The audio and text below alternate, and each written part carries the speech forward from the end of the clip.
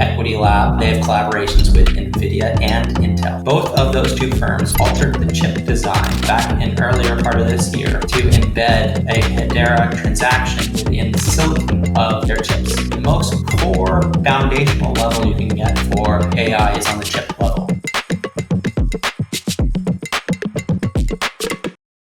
This material is for informational purposes only and is not intended to provide accounting, legal, or tax advice, or investment recommendations, or an official statement of Presto or its affiliates. Hi, everybody. Welcome to Presto Research Podcast. I'm your host, Peter Chung. I'm joined by my colleague, Nick. Hey guys. And a special guest joining us today is Gregg Bell, who is the Chief Business Officer at HBAR Inc. Hi, Gregg. Hi, Peter. Hi, Nick. Yeah, so glad to have you. And let's get started right away. As usual, we'd like to ask our guests their journey into the crypto industry and how you got started at Hedera or HBAR Inc. So maybe if you could just briefly kind of go over that, that'd be great. Sure. So it's been almost coming up on 2 years for me within the Hedera Foundation ecosystem. And I really run the financial markets vertical, so focused on the financial applications of the Hedera protocol. Before joining the ecosystem, I was at Binance US. I oversaw the listings, lending, and staking businesses at Binance on the US side. And there I had exposure to every asset that was seeking to be listed on the exchange, and was an incredible experience to really grow the ecosystem in the US. And HBAR and Hedera was always one of those networks that stood out from so many different technical perspectives, from the adoption of the network. And so I was really delighted to have the opportunity to come over. My background originally was in financial markets in sort of the investment banking world. I was an investment banker and trading mortgages as well as other structured products, so asset-backed securities of all sorts, both on the sell side on Wall Street as well as on the buy side at two large credit hedge funds, before getting full time into the blockchain space about a decade ago. And I've had several different startup ventures of my own, so I can certainly relate to many of the builders in the ecosystem as they are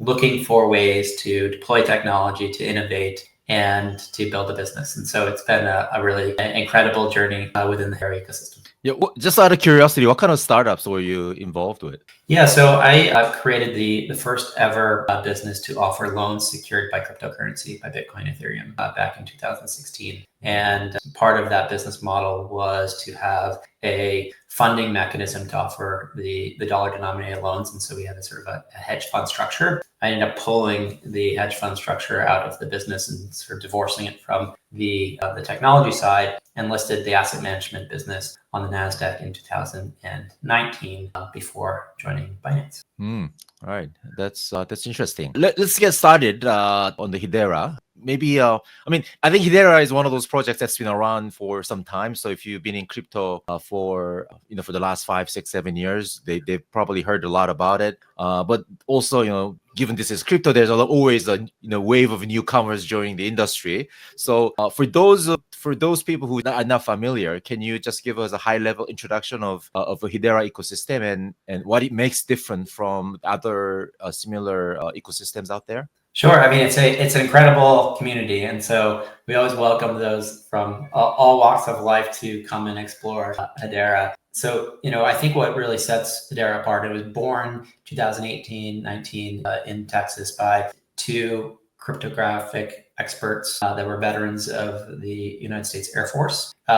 They really created a brand new consensus algorithm, a brand new protocol. It's not a fork of Ethereum or a fork of some other protocol. It is a unique design, and really the solution that they solved for was scalability. So Hedera is a layer 1 protocol that is public. Anybody can use it, but it is permissioned in that it is run exclusively by Fortune 500 companies. And I think that's one of the things that really sets it apart, in that Hedera is run by technology giants like Google and IBM and LG and Hitachi and Dell. It's run by investment firms like the investment bank Nomura or Shinhan Bank, and asset managers like Aberdeen. It's run by corporates like Tata and Mondelez, and a variety of other institutions. So it really is quite a incredible distributed corporate run network, but it's available for really anyone. And so as part of the Hedera Foundation, we interact with builders of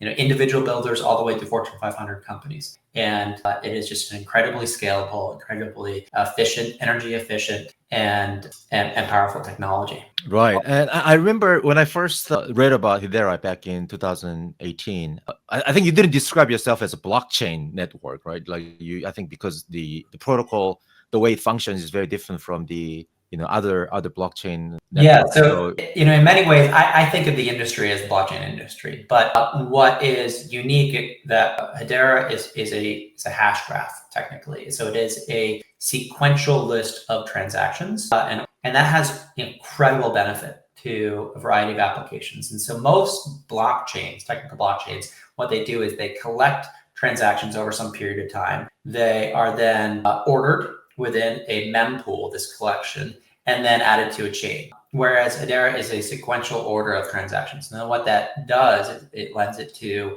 finality that is legally binding upon the confirmation rather than probabilistic. So if I transfer an asset to you, Peter, if on many blockchains, you have to wait for a certain number of block confirmations to say, yes, you've actually received my transaction, and then you can lend it out or move it again, because there's a chance that there's a fork of the chain and I sent it somewhere else and then it'll be a double spend. That structure is very different within Hedera. And so, sub 3 second finality exists. And that's really powerful for a lot of, DEX structures and financial transactions that require that sort of next step where you're either trading or you're doing a borrow lend transaction after a confirmation. Right. Similarly, it is extremely energy efficient. And so it operates, there's so much discussions around scalability and energy efficiency of both Bitcoin and then of Ethereum. And, Hedera has really already solved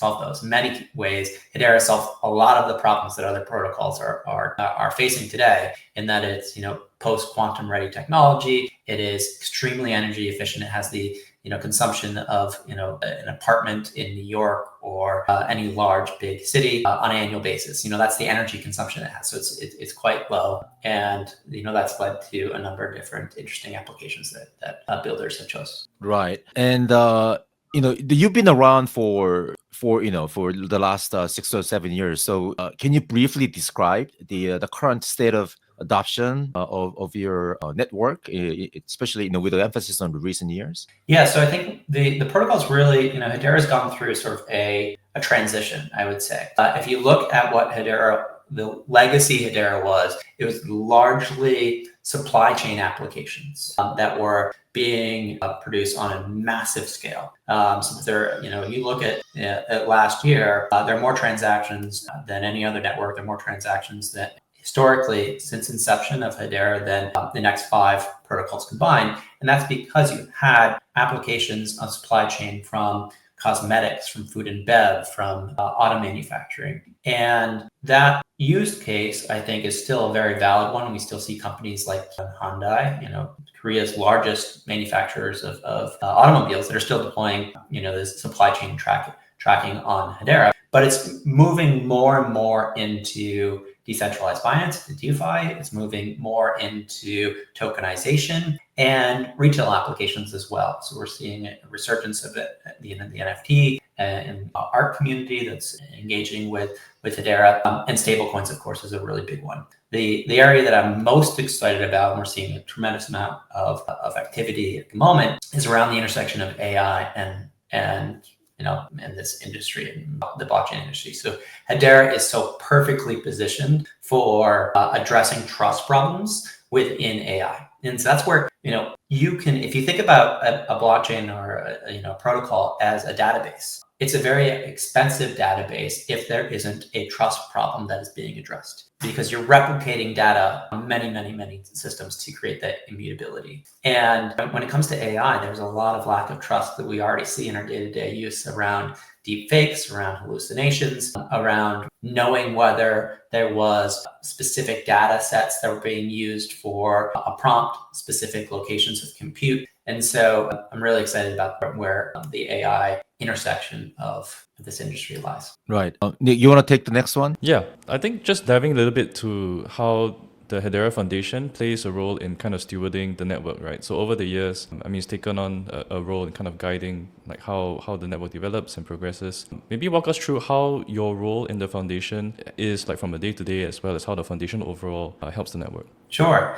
It's a great question. And I think it has changed a little bit, but a couple of core pillars have been the same since the inception, right? The network is run by the governing council members, the Fortune 500 corporations. They guide structures around, the fee model. They guide structures around the technical development and the technical improvements of the network itself. And they actually operate the nodes, they are validating all the transactions exclusively. Anybody can, relay transactions, can come and be a mirror, host their own mirror node, which is the state history of transactions, but only the institutions can validate. And so things like the economics and the staking components of Hedera are at the governing council level. Now, the foundation itself is the accelerator. We really are here to help the ecosystem grow. Part of why I love my job is because all day long I'm having conversations with builders and saying, how can I help you? I'm here to help. And because our success is ultimately their success, right? It's the growth of the network that comes in terms of helping builders with technology support, introducing new dev shops, or ensuring that the integrations that they have with various network participants is there, providing capital. So in many ways, there's sort of like a venture arm structure of the Hedera Foundation. Often it's in grant form. Sometimes there is equity. And then there's awareness, right? Awareness is one of the key pillars of the Hedera Foundation, and that's where we are out there doing business development to ensure that the Hedera as a tool for individuals, for Fortune 500 companies, is known, and the adoption can occur. So it's both awareness within certain sectors, it's broad awareness of HBAR, the cryptocurrency that's powering Hedera. Can't use the Hedera network without HBAR. You can't use the various stable coins that are on Hedera without HBAR. There's a variety of infrastructure components that we work very hard to ensure that builders have all the tools they need to do what they do best. And so that comes in terms of making sure that they have the right custody solutions that are enabled, the DEXs and the exchanges, some of the RPC relay providers, all of the oracles, the infrastructure that makes this ecosystem function. Very nice. And yeah, I think over the years also, I mean, you guys have been around for quite a while, as you mentioned. How has the reception or kind of the ecosystem been evolving over the years, and how have you seen this landscape change together with Hedera's efforts? Yeah, I mean, Hedera is not the newest kid on the block for sure. It's I think there have been memes about it being a dino coin or a boomer coin, and the reality is, yes, it's been around, but it has solved so many technical challenges and proven itself, which is positioning Hedera for the adoption wave that we're experiencing now. And so from that perspective,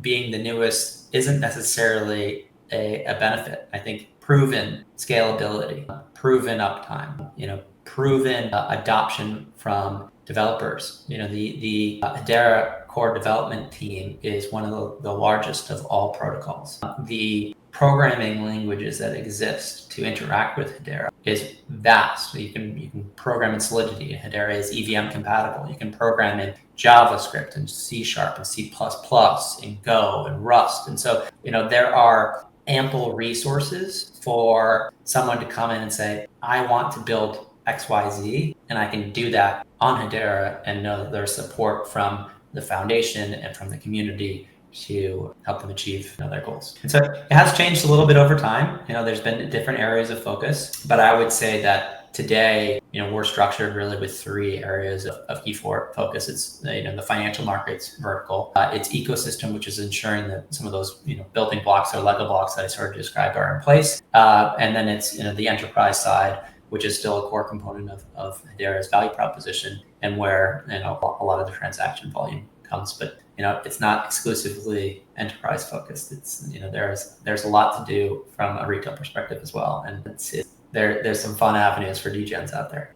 Yeah, that's good to hear. But I'm also kind of curious about your kind of move away from the legacy kind of approach to this new approach, and whether that has something to do with this new U.S. Government that are a lot more pro crypto coming in at the beginning of the year, and has been because of that there has been a lot of kind of institutional adoption in the space.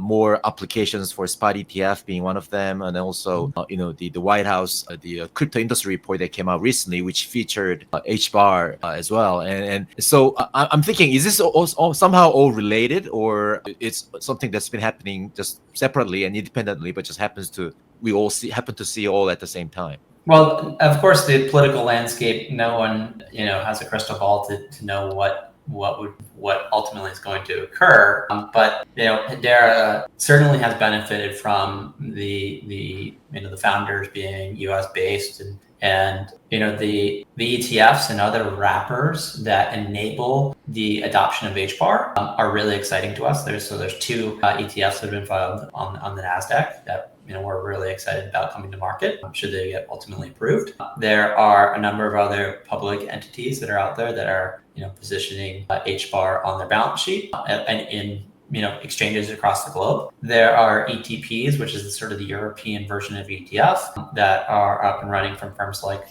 Valor and 21 Shares. So there's a lot of institutional adoption from the access point of HBAR. Our policy team has been very focused on ensuring that the challenges that people face in terms of being able to interact with Hedera are addressed, and many of those require legislation or clarity, and so that's also on a global basis. But the team specifically in DC has been very focused and engaged with the new administration, with senators, congressmen, executive branch. I myself have been down in DC many times and meeting, and the reception is certainly starkly different from what it was years ago.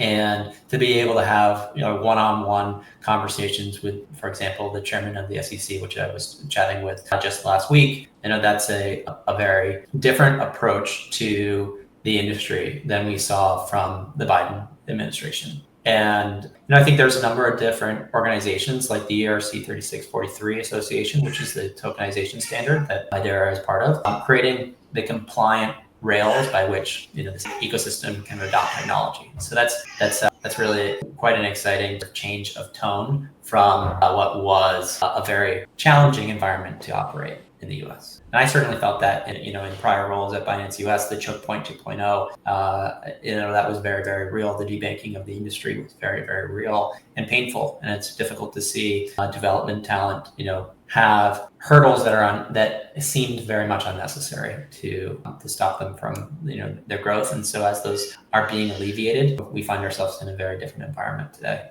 And I think it has helped the growth of the Hedera ecosystem and HBAR specifically. Yeah, that's probably a good segue to my next question, which is perhaps because of this political change at the top level, we are seeing more and more, I guess, corporate or enterprises entering into the space, and some of them even launching their own chains. I think examples would be like Robinhood, for instance, launching their own chains, and also the Stripe and Circle also. I mean, Circle is crypto native company, but the Stripe also launching their own chain is also quite interesting. Maybe they were encouraged by the success of layer 2 chain base by Coinbase.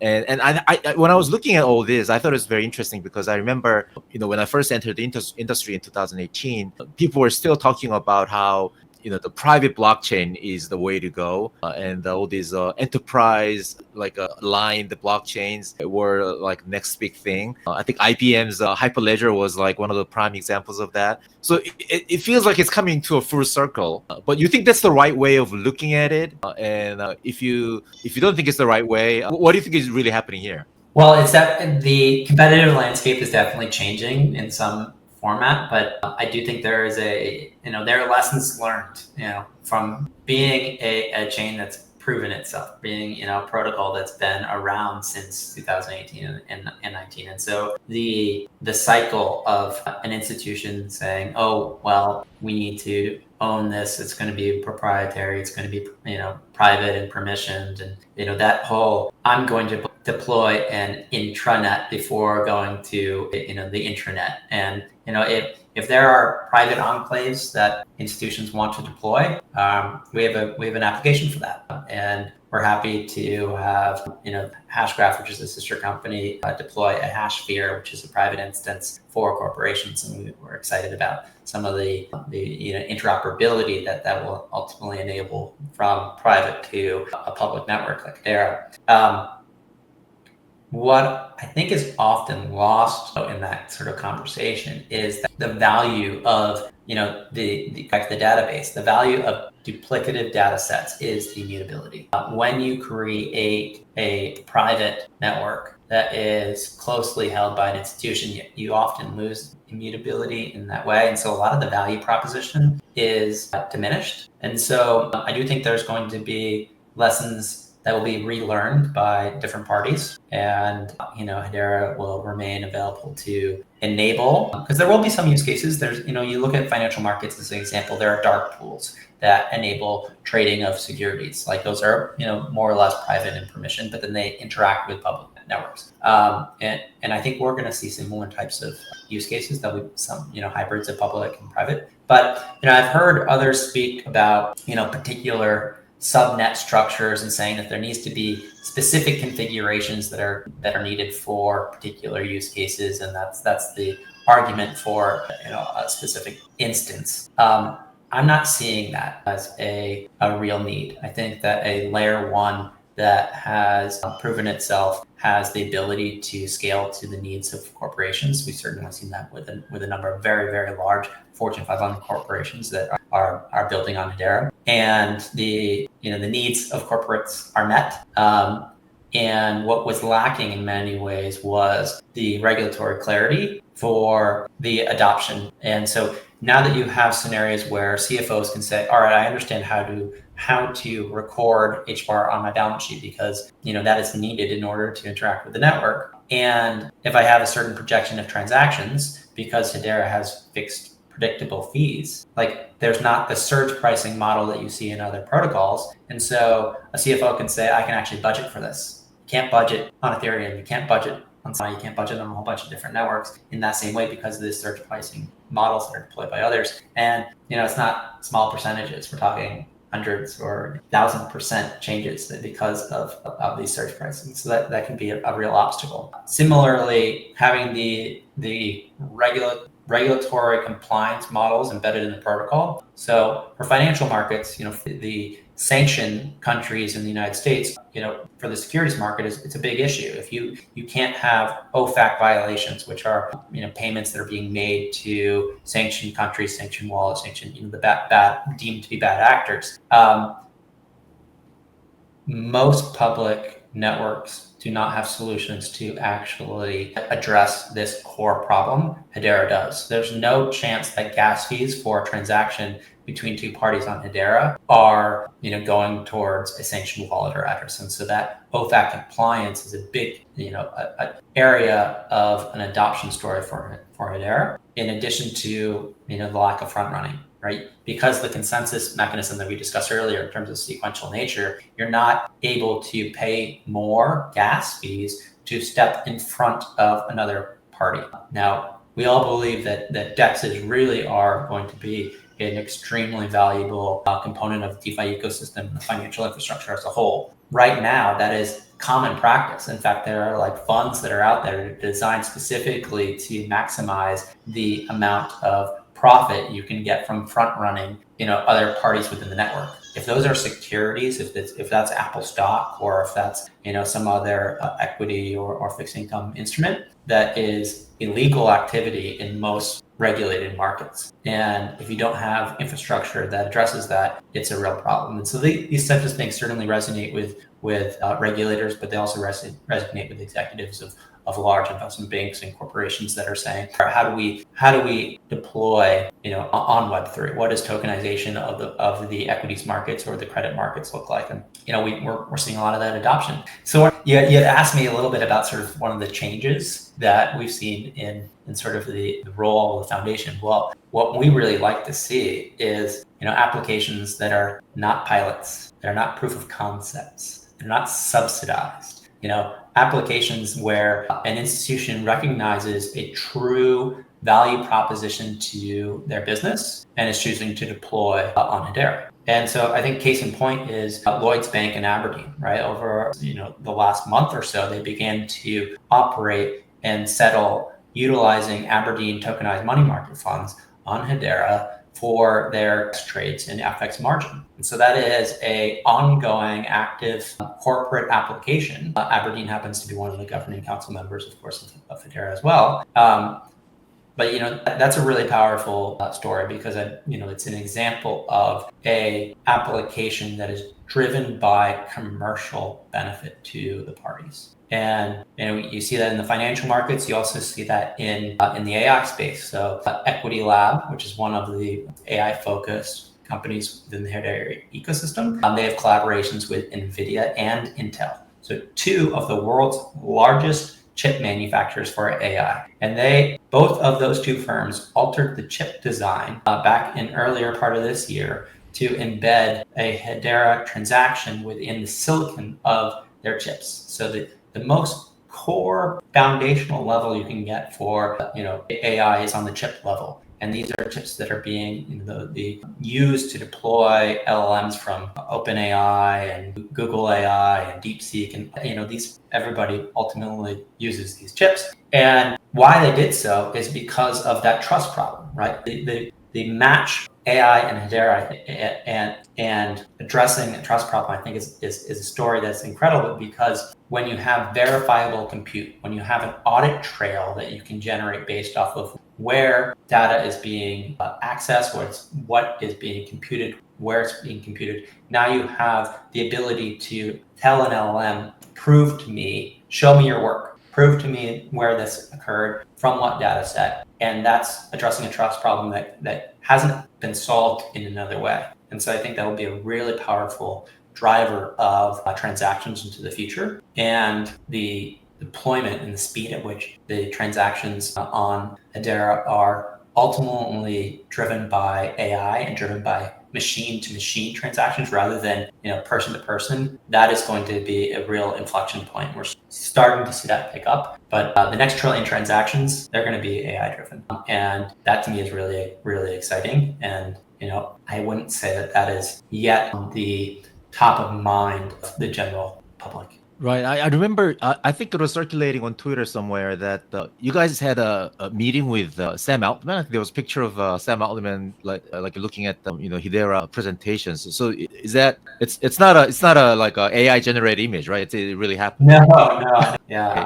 I've met myself with some of the executives at OpenAI, and there is a real need for addressing this trust problem, and Hedera is at the head of the pack here when it comes to the intersection of blockchain and AI. Right. Do you want to take the last two questions and then we can wrap it, maybe? Yeah, I think maybe you want to dive a little bit deeper into one of the points that you mentioned, Greg, which is I think back on the point on tokenization. Maybe break it down a little bit, like what are kind of the biggest beneficiaries of bringing all these assets on chain, right? Because tokenization is just one thing you can do with blockchains, but after that, kind of like what's the biggest value add and the biggest boost to what you can do with these assets? Yeah. So I like to often use like a space analogy. If we were all sitting in a satellite looking down at the Earth, we wouldn't see the lines that divide the various borders of the country borders. And that's the way technology is, right? That's the way Hedera is. It enables global commerce, and enables accessibility to the network in a global way. And in fact, we actually have some projects that have deployed satellites. There's a company, WiseKey, that is an Nasdaq-listed company that is doing secure satellite-to-satellite communications utilizing Hedera. And so from that lens, right, when you enable global access to investments, you're able to increase the addressable market for various securities. In some countries like the United States, the access to the financial markets, to stocks and bonds, and is somewhat available, but it's very limited geographically. And so through the tokenization, you can expand the market that has access to these investments while maintaining the programmatic and programmatic elements of smart contracts, and so that can enter into the equation for borrow lend structures, and so that's where DeFi becomes really important. We just recently had a project Swarm that tokenized an NVIDIA stock and MicroStrategies, a couple other public equities on Hedera, and they are notable in that they did so in a compliant way, right? And they're doing so with the ability for these assets to interact with DeFi, and that's where the innovation ultimately comes. Because I think when you talk about tokenization, if it's just recording a receipt of ownership, a title on chain, that's valuable. It's like a notary. It's valuable, but it's just scratching the surface of the why.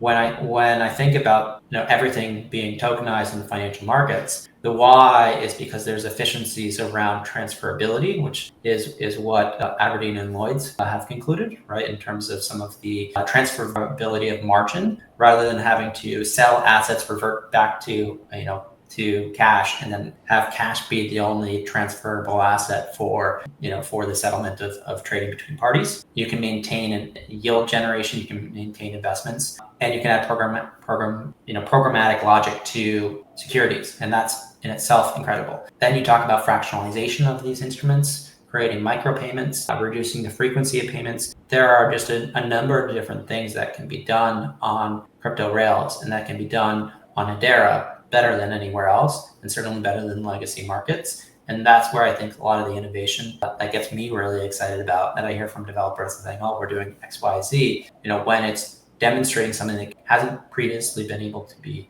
accomplished because of the rails in which capital was moving. That's really exciting, because now you can move things at extremely high frequency in a global manner at extremely low, fractionalized amounts, and that's movement of money. That's increasing the productivity of these assets. Yeah, and I think another thing that you mentioned was all these AI applications, right? And now they have all this access to so much data and so much all these transactions happening, and they can do a lot more with that programmatic kind of automation or logic, or like even just kind of screening through transactions in a more smart way.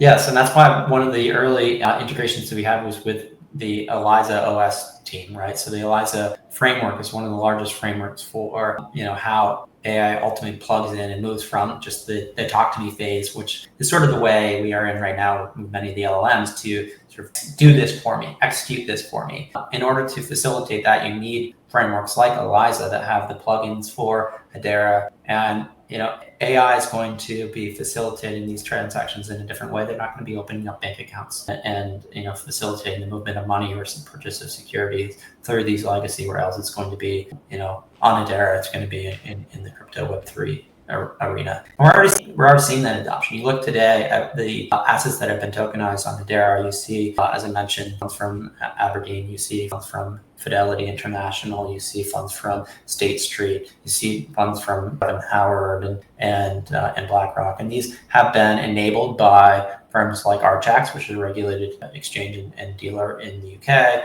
Firms like KAIO, and the more that you have these gatekeepers that are enabling the movement or the migration from Web 2 infrastructure to Web 3 for financial markets, you can see just greater acceleration. And maybe walk us through also, as an enterprise, how would I get started building on Hedera and benefiting from all these the benefits? Yeah. Well, it's not just enterprise. This is the great thing, right? It can be an individual all the way to Fortune 500. And that's the conversation that we have at the Hedera Foundation. But the first step usually is, you can visit hedera.com. There's a whole bunch of information there around, SDKs. There are a number of different studios that are available, which are, nice UI applications to get you 80% or 90% of the way there for the minting of a stablecoin or the tokenization of a security or RWA. There is a studio for AI. There's a studio for supply chain and sustainability related applications. And so there's a number of different tools that are already available to developers and to corporations. And then there's a list of all the different ecosystem participants that support Hedera. And so, you can ensure that you're not doing this alone, that you don't have the right solid foundation to build build your business. And then you can reach out to the Hedera Foundation. Hedera.foundation is our website. And we always encourage builders to submit a proposal to us to help us understand how we can help them. And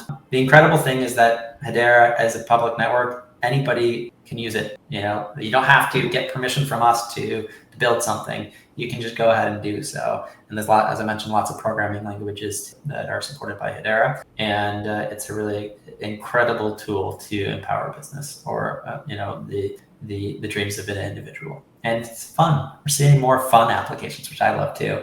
The NFT ecosystem. Just recently, we had an NFT collection that was, surpassing pudgy penguins and dead pixel ghosts and being one of the most active NFT collections, more so than Base and Solana for 24-hour trading volume. So there's more and more fun things to do as the retail community of creative artists and builders is growing within Hedera. All right, that's really good to hear. And I thanks a lot for your time, Greg, because the time's up and we have to wrap it here. But I've learned so much about the Hedera, which I've known for a long time, and these are all kind of new things that I've learned today. So yeah, thanks again for your time. Thank you. Appreciate it, Greg. Thanks a lot.